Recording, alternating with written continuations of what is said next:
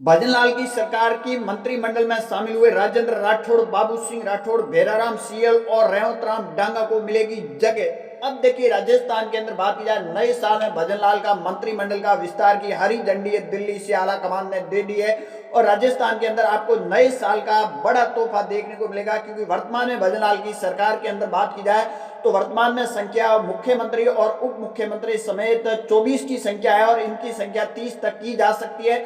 इसको लेकर राजस्थान के मुख्यमंत्री भजनलाल शर्मा पिछले एक हफ्ते से दिल्ली में डटे हुए हैं और तब दिल्ली के अंदर बीजेपी के आला नेता से मुलाकात करने के बाद में वहां से हरी झंडी है वो लिस्ट मिल गई और भजनलाल लेकर पहुंच चुके हैं जयपुर। अब इसमें नाम चल रहा है, सबसे ऊपर नाम है राजेंद्र राठौड़ जो विधानसभा चुनाव 2023 के हार गए थे। उसके बाद में बाबू सिंह राठौड़ जो शेरगढ़ के विधायक है उनका नाम है। तीसरा नाम है रेवत राम डांगा जो पहली बार के विधायक बने हैं खींवसर कनिका बेनीवाल को शिकस्त देके। और चौथा नाम है भेराराम सियोल जो दिव्या मदेना को हराकर बने हैं विधायक। इन तीनों नए विधायकों को भी मौका मिलेगा। साथ में राजेंद्र राठौड़ चुनाव हारने के बावजूद भी मंत्रिमंडल में जगह मिलती हुई नजर आ रही है। क्योंकि अगर बात की जाए, सबसे पहले शेरगढ़ के विधायक बाबू सिंह राठौड़ की प्रबल दावेदारी इसलिए कहा जाता है कि वो संघ के एक तो कोटे से आते हैं, दूसरा उन्हें राजस्थान के अंदर हुए उपचुनाव के अंदर खींवसर सीट पर प्रभारी बनाया गया था और कनिका बेनीवाल को 13,000 कुछ वोटों से शिकस्त देने में अहम भूमिका है वो बाबू सिंह राठौड़ की रही। और बाबू सिंह राठौड़ का जो भाग गुणा होता है वो परफेक्ट बैठते हैं क्योंकि वो किसी और पर विश्वास नहीं करते हैं और खुद है वो लिखित करके और मामला सेट करते हैं। और इसका एक बड़ा इनाम है वो बाबू सिंह राठौड़ को मिलने वाला है क्योंकि बाबू सिंह राठौड़ के 2 प्लस पॉइंट हो गए।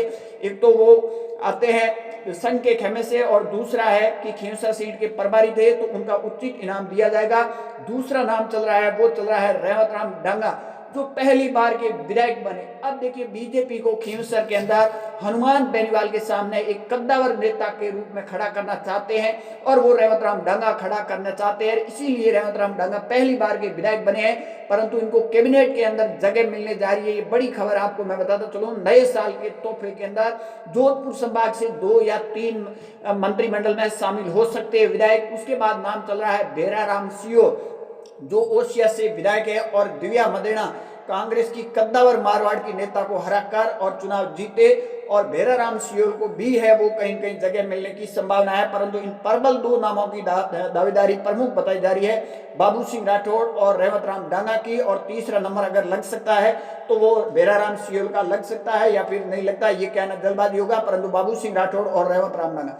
इसके बाद आते हैं बीजेपी के कद्दावर 2 नेता जो विधानसभा चुनाव 2023 के अंदर हार गए थे, जिसमें एक सतीश पूनिया का नाम है और राजेंद्र राठौड़ का।